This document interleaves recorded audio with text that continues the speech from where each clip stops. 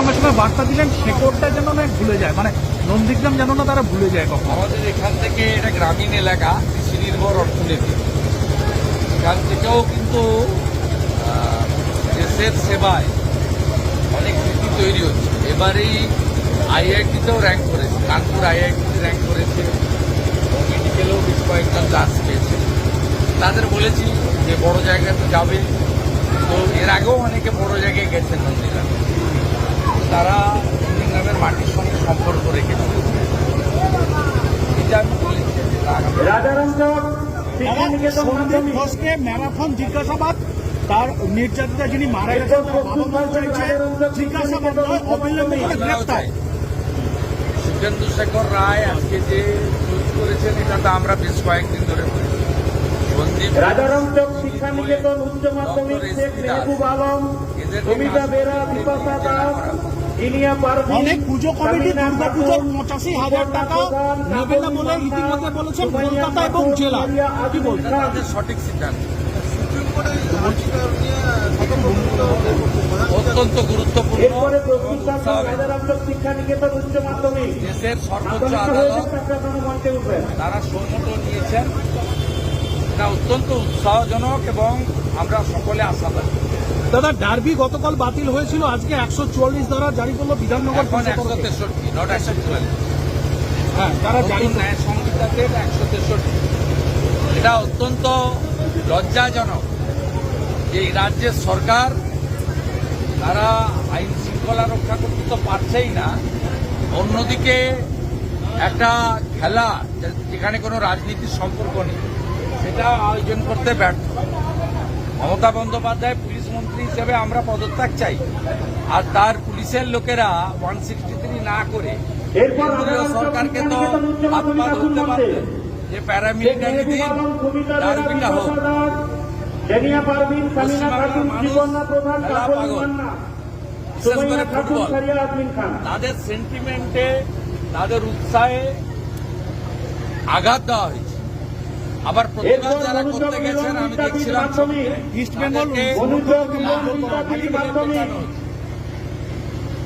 দাদা, প্রতিবাদ করলেই কি কোপ? সেখানে শাসক দলের সাংসদ বা চিকিৎসক কাউকেই ছাড় দেওয়া হচ্ছে না।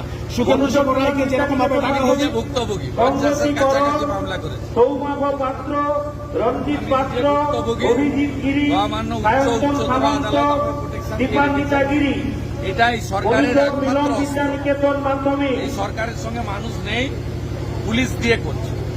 দাদা, যুব ভারতী জুড়ে আজকে তুলকালাম কাণ্ড চলছে, পুলিশ অ্যারেস্ট করছে, লাঠিচার্জ করছে মোহনবাগান ইস্ট বেঙ্গল সমর্থকদের ওপরে।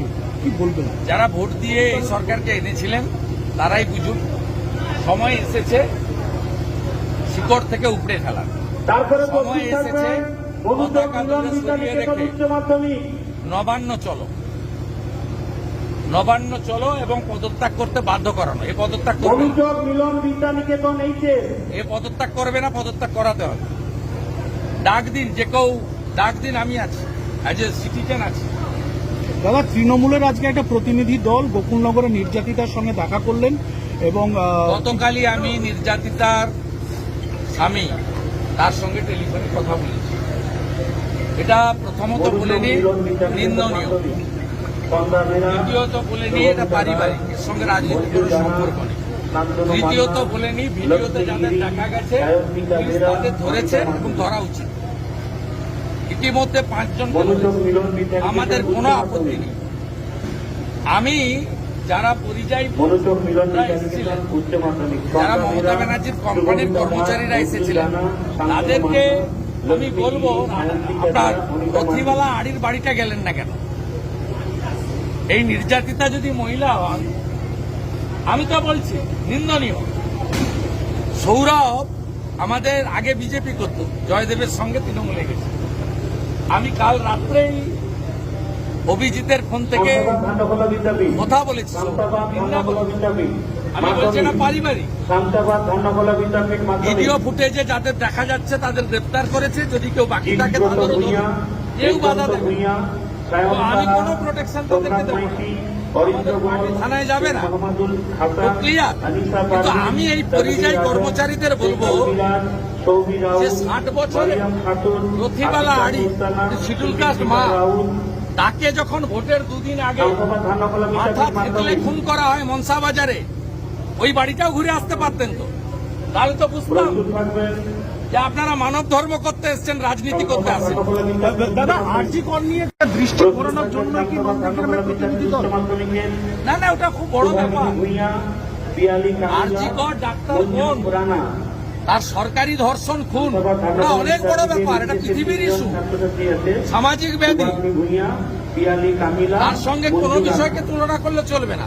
আমি এই বিষয় ক্লিয়ার করেছি, আমি ওর বাড়ির সঙ্গে কথা বলেছি, আমি নিন্দা করেছি, পারিবারিক বিরোধ বলেছি, যাদের ছবিতে দেখা গেছে গ্রেপ্তার হয়েছে 5 জন, আরো যদি কেউ তাকে ফটো দেখে গ্রেপ্তার করুন, কোনো আপত্তি নেই, আমাদের কেউ যাবে না, কোনো সাপোর্ট করব না, পরিষ্কার কথা। আমার স্ট্যান্ড খুব ক্লিয়ার।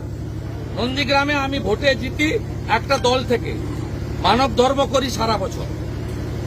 মমতা ব্যানার্জিকে যারা ভোট দিয়েছেন তারাও আমার নাগরিক, আমি এই নীতিতে বিশ্বাস করি। যে এখানে যারা দল বেঁধে ছুটির দিন এসেছিলেন ছবি তোলার জন্য, তারা রথিবালা আড়ির বাড়িতে যদি ঘুরে আসতেন তাহলেও বুঝতাম যে আপনারা রাজনীতি করতে আসেন।